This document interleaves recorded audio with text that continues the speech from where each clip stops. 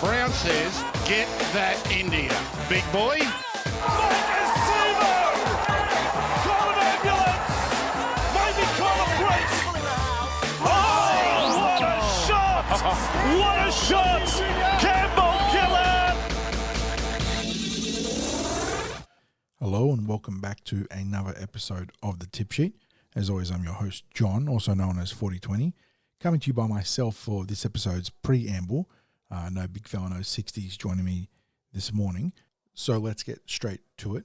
In our final appearance at Parramatta Leagues Club for the official pre-game show on Saturday against the Dragons, ahead of that game that was, I think, pure insanity. And of course, you can get our reactions to that one in our Instant Reaction podcast, which was dubbed the greatest game ever played, which I think is very much a fitting title for the 84-point game that we just saw. But in that pre-game show, we had the fortune to talk to John Muggleton, who, beyond his own excellent knowledge and understanding of the game, also has a strong connection to incoming assistant coach Scott Wisemantel. So Sixties and myself took this as a chance to query John on what Scotty's going to bring to the Parramatta Eels under the vision of Jason Riles, and even broadening the scope beyond that to look at the wider or the totality of the new appointments, including new strength and conditioning coach Blair Mills, new defensive coach Sam Mower, senior assistant coach Nathan Brown. Muggo shares where he thinks the biggest areas of improvement need to be for the Parramatta Eels under the new stewardship of that combined coaching panel, as well as the unique strengths that, in particular, Scotty Wisemantel will bring to the Parramatta Eels. And before we do cut to that chat with Muggo, one final thank you to Parramatta Leagues Club, home of the Eels, for allowing fantastic opportunities like this to happen and to give fans a chance to hear insights from former players like Muggleton when it comes to the future of the Eels and the new coaching appointments. And additionally, another thank you, as always, to our sponsors, Star Partners Real Estate, Auburn, Rowan and Parramatta, for helping the tip sheet be exactly what it is. And on that note, guys, let's get into the chat. Good afternoon, ladies and gentlemen, and welcome to the home of the Eels, Parramatta Leagues Club. Are we all going to see an Eels win today? Are we a chance of seeing an Eels win? Come on, let's hear a bit of a round of applause for our Eels. We mightn't get too much over there today, but let's have a round of applause. We are the Cumberland Throw. We're a website that's everything Parramatta Eels. My name's Craig. This is John, and we're really privileged to have a special guest here today who's one of a rare number of Eels Premiership winners. He is player number 382, 121st grade games, 3 tests for Australia, 2 Origin matches, 12 tries, 48 goals and 2 field goals for the Eels, 3 winning grand final teams. Everyone please make welcome John Muggleton.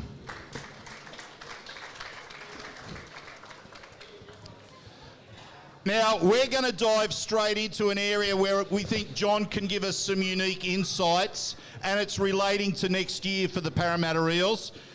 So, John, we understand that you're very familiar with Scott Wisemantel, who is coming on as an assistant coach for the Eels next season. Am I correct in assuming that your career and Scott's career overlapped at the Eels? Scotty was here for 2 years, 88, 89, and I was reserve grade captain for those 2 years, and Scotty ran out for us. Played quite well too, but in the end, with his studies, etc., he decided to swap over to rugby union. So he played as a back for the Eels back in those days? Yeah. Scotty's always been a back. You have a look at him, he's still pretty, so he certainly didn't front up in the front row or anything like that. So, obviously, Scotty, a great rugby league player, but he then switches to union with Eastwood. He goes on to become a career union coach. Given your own unique background in playing and coaching both codes, being league and rugby union, what advantages or unique insights does that mixed background bring for Scotty moving back to the Parramatta Eels next year? Well, I think there's 3 things to Scott. Scott's a trained PE teacher. He's also, a very intelligent man. He was my prac teacher when he was getting started at Dundas Maris Brothers up the road. The things that he'll bring a good structure. he'll be able to isolate different skills that, say for example, taking the ball forward and making that decision either to hit the short player or the player out the back. He'll be able to drill players in that so that they get repetition. So when they get on the field, we don't have a clunky sort of attack, which we seem to have now. You know, if that pass out the back goes slightly to the side of the player, he has to slow down and stop, catch it, and then it kills the whole thing. So Scott will be able to do that. One area which people, you know, scrum attack is massive. It's absolutely massive in rugby union, scrum and line out first phase attack, because you know exactly where the defence is going to be, and you know by numbers where they're going to be. So what we've seen over the last couple of years is a lot of first phase sort of attack from the top clubs, using that time as a real attacking tool. And Scott's rugby union background, he'll have 1,000 moves which he'll be able to do. And you know, the other thing is, when we're watching at the moment, we see a lot of the backs are in the scrum and a lot of forwards are in the backs. We should have all our backs out there, and I'm sure we will, running against their forwards, and with a little bit of, let's say, legerdemain, a little bit of magic, we should be able to score some tries on first phase. Takes a lot of pressure off. One of the things that I was reading about with Scott in trying to do a bit of a background is that he's credited in rugby union in having the back three all play a type of fullback role, and that seems to be what we've also now see rugby league become with the back three. So is he an innovator in that regard? I think I think there's two things that he's very good at. One is getting a second effort out of a player. So by them working together, throwing the ball from the sideline, if you catch it, get the ball to centre field to the fullback, but then chase that and be a support for the fullback. So instead of just running one bloke back in open field, we should be able to get a second touch. And the other thing is, I think that just the emphasis on skill, you know, being able to repeat the skill time and time again under pressure and make sure that, you know, it's done properly. John, the other thing I wanted to talk to you about in relation to league and union is, would it be possible to be a coach in rugby league if you only had a union background? And what I mean by that, are the skills closely enough aligned, and are the principles of being a coach enough to be able to do that sort of cross code as a coach, or do you really need to have had the league background that both you and Scott have had? Well, catch, pass, kick is very much rugby union, isn't it? You know, and kicking games become very, very important. If you look at Lomax this afternoon, they'll be putting the ball up for him. He'll be chasing through, trying to catch it on the line and score tries that way. So we need to be on top of that. We need to pressure the kicker. We also need to make sure that we get somebody up in the air. So, you know, that immediately transfers over from rugby union. As far as catch-pass concerned, we always used to think that rugby union players were better in that area, and I think they're better in that area because, as I said before, first phase is very important, and because they know where the defence is, there's a lot of moves, a lot of decoys, you know, and a lot of runarounds and different plays like that they do. So, you know, that immediately transfers as well. You know, spiral passes as opposed to the end over end pass. You know, I know which one. If I'm trying to score a try by hitting the ball flat off the dummy half, I know I want an end over end pass, but we seem to be firing hard spiral passes across there, which are twice as hard to catch under pressure of trying to burst through a defence that's standing on the line waiting for me. I was going to ask you for some specifics about our attack under Scotty, hypothetically, but you've already gone above and beyond that regard, giving us some fantastic commentary. So I'm going to ask you instead, which players probably stand to gain the most from Scott's insight coming from rugby union? You know, we've got some talented halves in Moses and Brown. We've got some good presences in the back line and the forwards. Are there specific players you think that will gain more from Scott, or is it more going to be like a team ethos buying into the attacking shapes that he brings? I think the centres would be the ones that he'd really be working with. You know, a lot of the play comes off 7 and 6, and when they're under pressure, you know, it shuts down your attack. Whereas, you know, ball-playing centres, we really haven't had a decent one since Michael Cronin. You know, he used to provide so many opportunities for Stephen Ella and Brett Kenny in those days. So I think our centres will benefit, and I think our second tier, you know, when we lost Mitchell this year, the distance between our first and second halfback was so great that we had to make 2 changes and move our number 6 into halfback, which disrupts the team far too much as far as I'm concerned.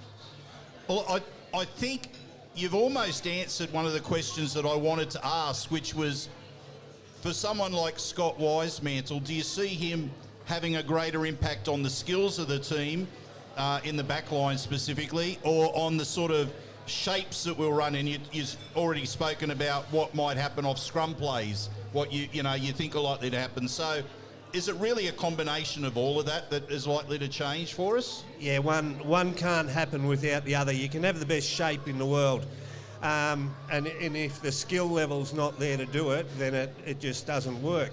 So if you think of when Clint Gutherson hurt his knee and he was playing, he couldn't be on that outside run like a Tommy Turbo or at pace because he was crooked.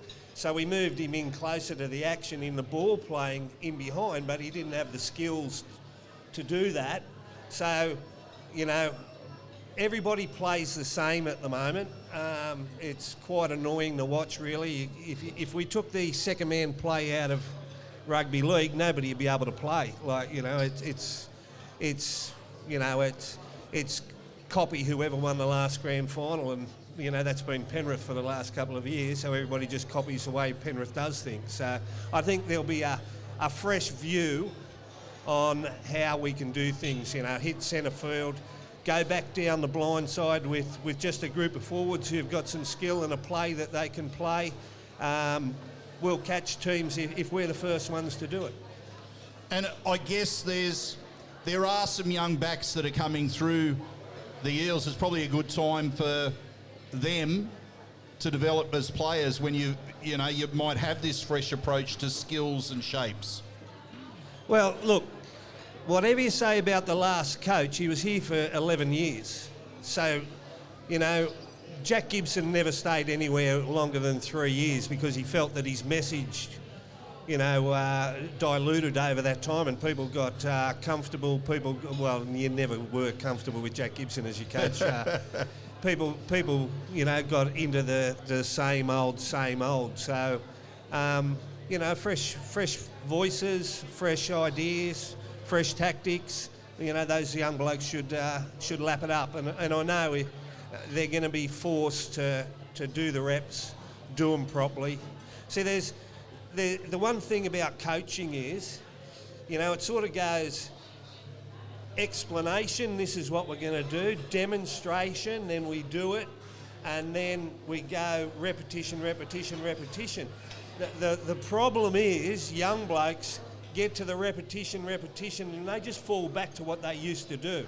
Whereas in coaching, you've got to make sure that the repetition is how it should be done every time.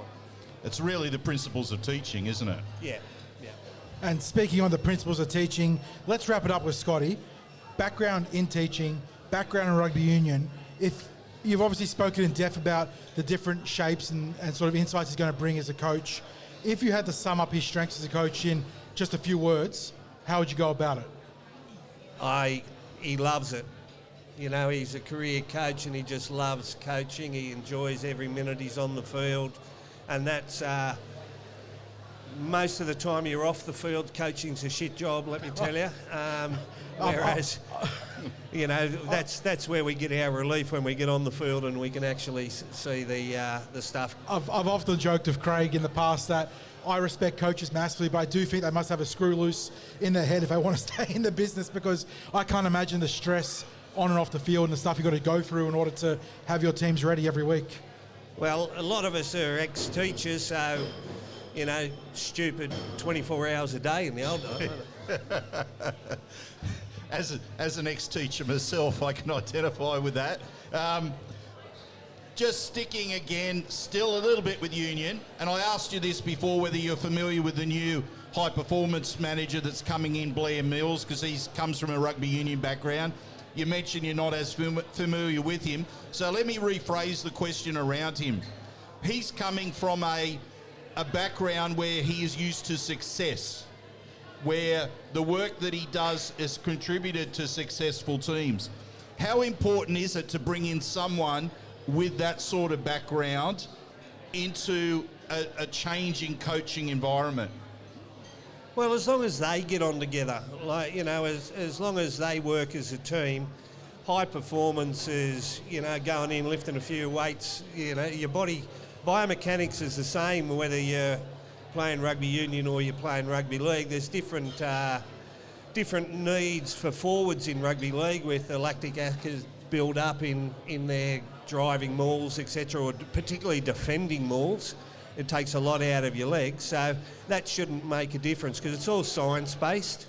As far as his experience concerned, he's from New Zealand. He's done a lot of work in New Zealand, so obviously he's had a lot of Maoris and Samoans and Fijians. All the that he's worked Pacifica with. players. All the Pacifica players. So, you know, that's a fresh approach, and I'm sure our Islander players will appreciate somebody who understands that their needs are slightly different to Caucasians in the way they build and maintain muscle. And you know, I guess what we're talking about there is power, energy burst type players versus, say, a high endurance type player. Is that what we're talking about? Look, the game changed, and I think we missed it. You know, we still got Junior, and we've got Regan, really big men. If you watch the State of Origin, it was two packs of very highly mobile, smaller players who were just bloody tough, going at each other. So, you know, that most of them play 80 minutes a week. So, aerobically, you've got to be right, but you've also, you know, you've got to have that strength. And they're big through the chest. They're not necessarily massive men, but everybody tackles with their chest nowadays. So, you know, blokes like Liam Martin is like a rock, you know, Yeah. but he's not a particularly big man. Angus Crichton's the same, big chest, big barrel chest. So, you know, it's the game changed. We missed it. We've got to catch up. And when people are surprised that Ryan Madison has been kept on, I've always rated Madison, and he's the right size and he's the right physique to get it done. As a middle forward. As a middle forward. Yeah. All right, so we've talked about Scotty Wisemantel, we've talked about Blair Mills, brought a picture for the coaching appointments. You also got Sam Mower joining the club from the Catalans as our defensive coach, and then Nathan Brown coming on board as the senior assistant coach. How do you rate the coaching appointments on the whole, looking at that room around Jason Riles? I don't know much about Sam Mower. You know, defence is exactly what we need. We're pretty ordinary. Yeah, not wrong there. Particularly on the edges. Yep. So hopefully he'll solve that. That's been a problem for 6 or 7 or 8 years, that we can't defend on the wings. And as far as Nathan's concerned, well, he walked out a couple of years ago. So hopefully whatever caused him to walk out has been solved, and he's going to stick it out this time. Well, that was actually, as it turned out, a lifestyle change, because we were fortunate that in our work that we did with Eels Pathways, we got to spend a lot of time with Nathan. So the family relocated up north, and now the family wants to come back. So it's worked out actually quite well for the Eels that his situation fits in with our needs. So, and I guess from our perspective, in what we found out from a lot of the younger pathway players, is they loved him in his time at the club, and not just from a skills perspective, a football's perspective, but we had a lot of feedback about him about just general advice that he would give them about life and football in general, rather than just how they play. Well, that's good to hear.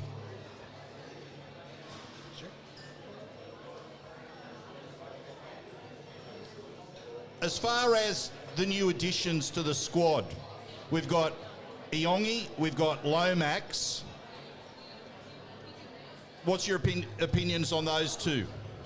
Well, completely different player. Even though they're both young, Lomax is a four-year veteran now. State of Origin player, terrific in the air. So he's a really good addition, and he's a bloody good defender as well.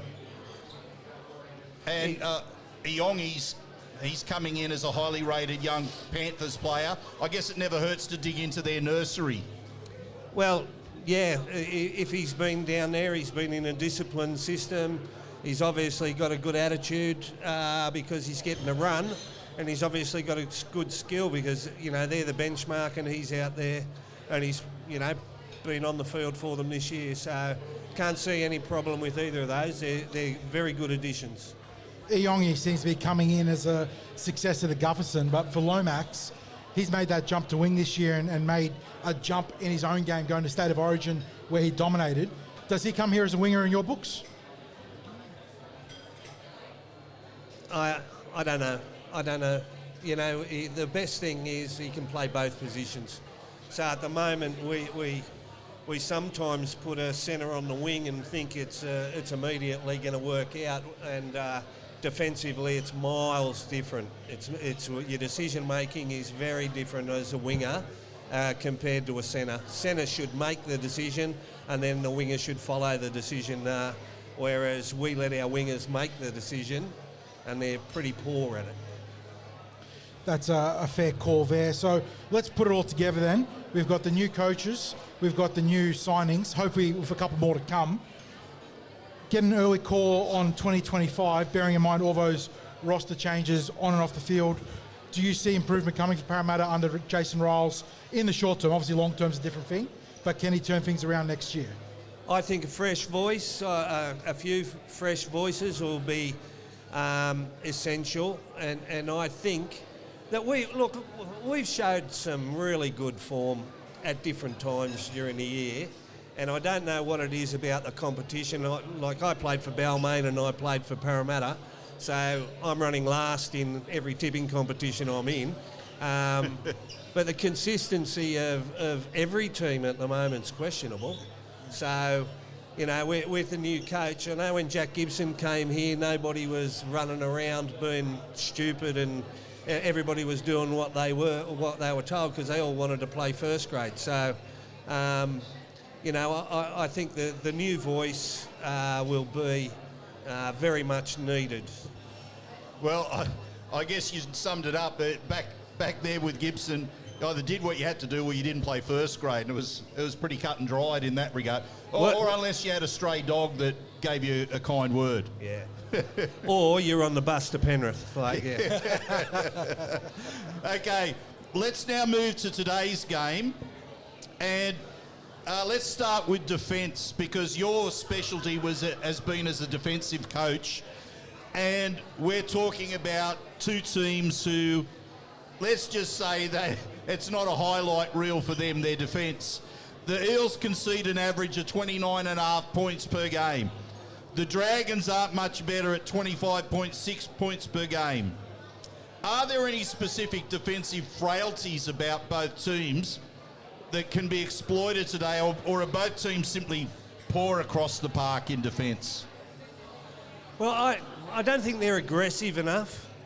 When you're in the middle of the field and you got even numbers or one less on either side, I don't know why you go up and then stop and then move across field and let them make 5 passes to get it to the winger.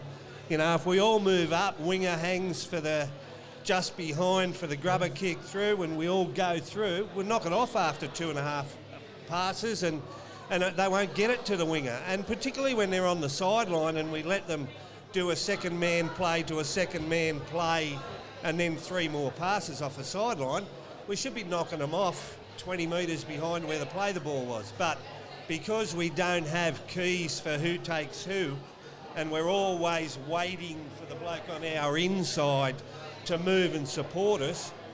You know, and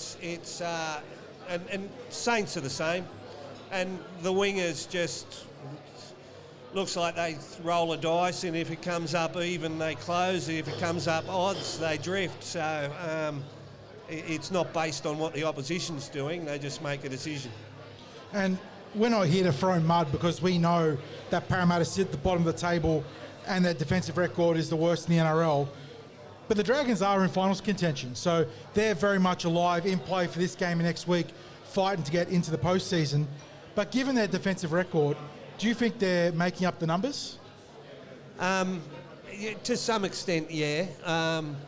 But they rely very heavily on a good kicking game. When their kicking game's poor, or people can shut down their kicking game and they're caught in their own area, they've got enough mistakes in them to give you opportunity to score tries. And their defence, when it's under pressure in their area, is brittle.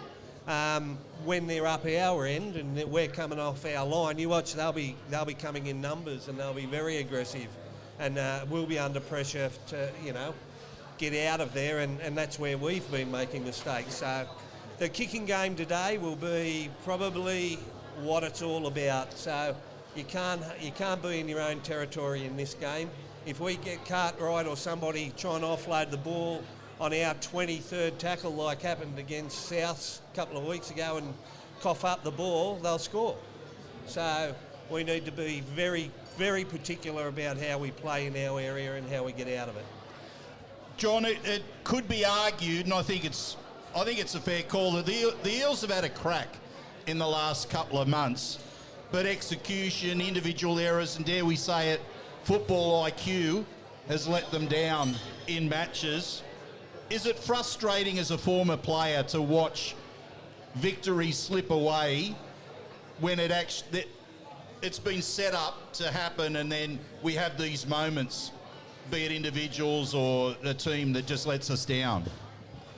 I don't think they let us down. I think they let themselves down in that, they make poor decisions. If you heard what Trent said after the game last week, he said, I could go in there and tell them well done for the effort you put in, but at the end of the day we made too many dumb mistakes, and you don't win football games doing that. So they need to be told that. So leadership is very important in that regard. Even if you start making mistakes in your own area and you start having a set of six, and this is what Gibson used to say, like, if we were making mistakes in our area and not getting out, we ran from dummy half 6 times.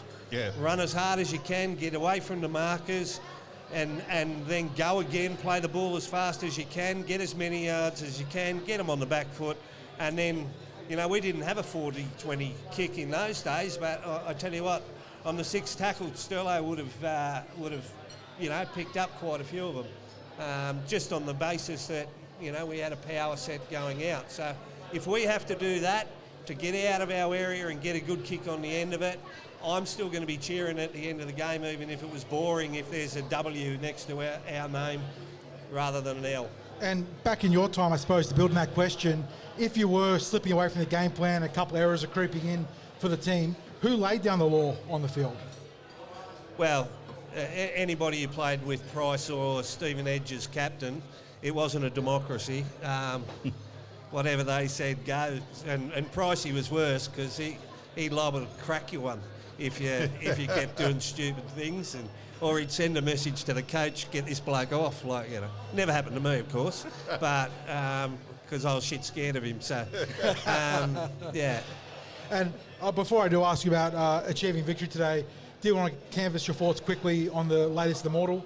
Ron Cook went in, very deserved winner, but at the expense of a couple of Parramatta guys that were there, Brett Kenny, Peter Sterling. Are we going to see a Parramatta Eel from that crew, from your group, go in as an immortal? Yeah, and eventually, I'd put Price and Cronin before Peter and Brett. If you just look, when Price walked into the place in 76, we made the grand final. In 77, when Cronin walked into the place and joined him, we played in grand final after grand final after grand final. When they retired, it all went out the back door. So the influence they had, the experience, Cronin's one of the best players ever, Price is one of the best players ever, and Ronnie Coote was the next one in line from those players from that era. He was a wonderful player. And let's not forget, part of it is his standing in the game. He started the Menor League, which is now the family of league, and he, as an administrator, as a supporter, just as an, you know, somebody that you looked up to, then you know, he thoroughly deserved it. I think the way you actually articulated that was obviously excellent, but maybe it brings to light the biggest issue for the Eels in that they now only induct one immortal per cycle, and you've just made incredible points for Cronin, for Price, while Kenny and Sterling are already up for nomination. So are the Eels victims of their own success in that regard with the new format where only one player can go in, but there's legitimate conversations for 2, 3, 4 of them?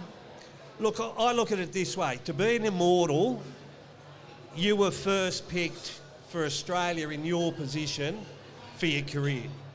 So when Ron Coote hit the scene, they moved Johnny Raper to second row. Even though they named it the other way round in the team of the century, they moved Johnny Raper into the second row because Coote's cover defence was magnificent.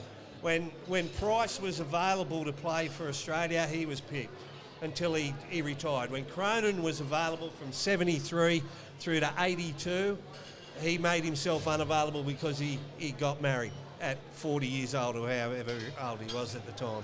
But they were first picked. So, you know, if you use that as a criteria and all the others, you know, Fulton was first picked, Beatson, all those blokes, then you know, whether Peter and Brett fit that, you know, it's what you've got to have a look at. No, good thoughts for conversation there.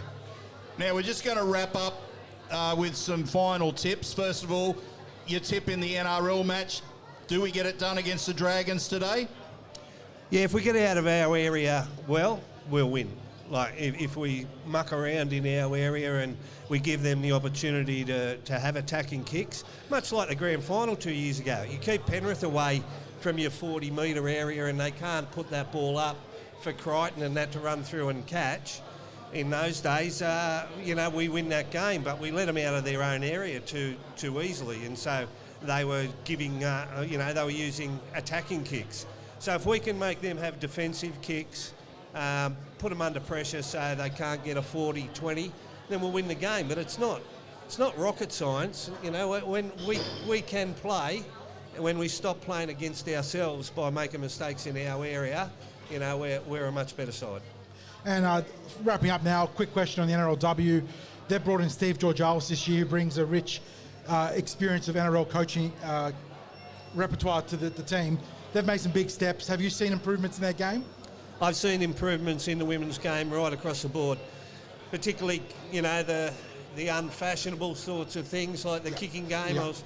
I was talking to Sterlo the other day, and he said when he first started watching the women's game, he wanted to go down and come to training and teach them how to kick because they weren't holding the ball properly. He said now there's no need because, you know, the skill level there is great.